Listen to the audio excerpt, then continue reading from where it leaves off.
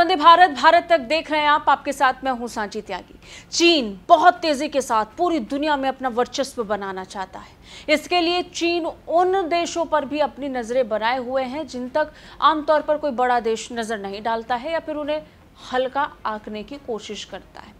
भारत ये बात समझ गया है। भारत ये जान चुका है कि चीन को पटखनी देने के लिए वैश्विक स्तर पर प्रत्येक देश तक अपनी पहुंच बनाना बहुत जरूरी है, खासतौर पर तब जब हिंद प्रशांत क्षेत्र में चीन अपनी मौजूदगी को और भी ज्यादा प्रबल कर रहा है और अफ्रीका देशों में अपनी मजबूती से पकड़ को बनाए हुए है। तब भारत भी निर्णायक मोड़ के साथ आगे बढ़ रहा है। भारत ये तय कर चुका है कि वो अपनी पहुंच को पूरी दुनिया में फैलाएगा। भारत ने हिंद प्रशांत क्षेत्र में ग्लोबल साउथ देशों के साथ अपनी पहुंच को मजबूत करके अरब देशों में अपनी पैठ बनाकर और साथ ही साथ अब अफ्रीकी देशों तक भी अपनी पहुंच को मजबूत करने की दिशा में जरूरी कदम उठा लिए हैं। प्रधानमंत्री नरेंद्र मोदी अमेरिका जाने वाले हैं। अमेरिका के बाद खबर है कि वो मिस्र जाएंगे। उधर डॉक्टर जयशंकर भी अफ्रीका के दौरे पर होंगे। अगले कुछ दिनों में प्रधानमंत्री मोदी जहां पूर्वोत्तर अफ्रीकी देश मिस्र की यात्रा पर जाएंगे, वहीं विदेश मंत्री डॉक्टर जयशंकर जल्द ही तंजानिया जाने वाले हैं, जिसने अफ्रीकी महादेश में सबसे आर्थिक स्थिरता वाले देश के तौर पर पहचान बनाई। जयशंकर ने इसी महीने दक्षिण अफ्रीका और नामीबिया की यात्रा भी की थी। भारत अफ्रीकी देशों के साथ मुक्त व्यापार समझौता करने की संभावना तलाश रहा है। इस बात की जानकारी वाणिज्य मंत्री पीयूष गोयल ने CII एग्जिम बैंक की तरफ से आयोजित एक समारोह में दी। मकसद यह है कि मौजूदा $100 अरब के कारोबार को साल 2030 तक $200 अरब का किया जा सके। भारत चाहता है कि उसका व्यापार ज्यादा से ज्यादा देशों के साथ बढ़े। न सिर्फ व्यापार बढ़े लेकिन बड़ी तादाद में बढ़े। यही कारण है कि भारत अपनी पहुंच को मजबूत कर रहा है। अभी कुछ समय पहले हमने प्रधानमंत्री नरेंद्र मोदी को पापुआ न्यू गिनी और इसके अलावा कई अन्य देशों का दौरा करते हुए देखा था।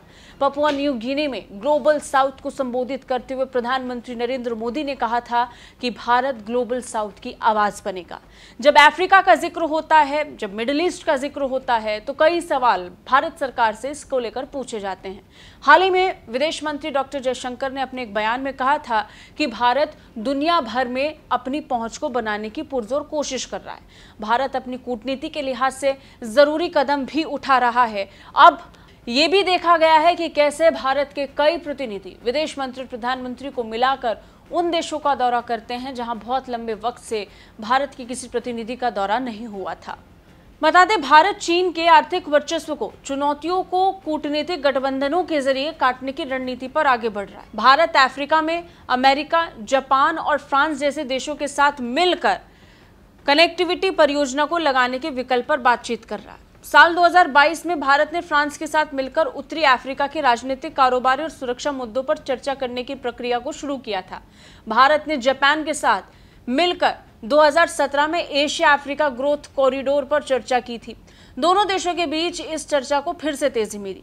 अमेरिका के साथ भी भारत अफ्रीका देशों को आर्थिक और सामाजिक विकास के लिए मदद करने की संभावनाओं पर बात कर रहा है। कुल मिलाकर चीन के एकाधिकार को रोकने के लिए और एक मजबूत विकल्प बनने के तौर पर भारत के लिए बहुत ज्यादा जरूरी है कि भारत उन देशों तक भी अपनी पहुंच को बढ़ाए जहां पर चीन इस समय अपना फोकस रखे हुए है।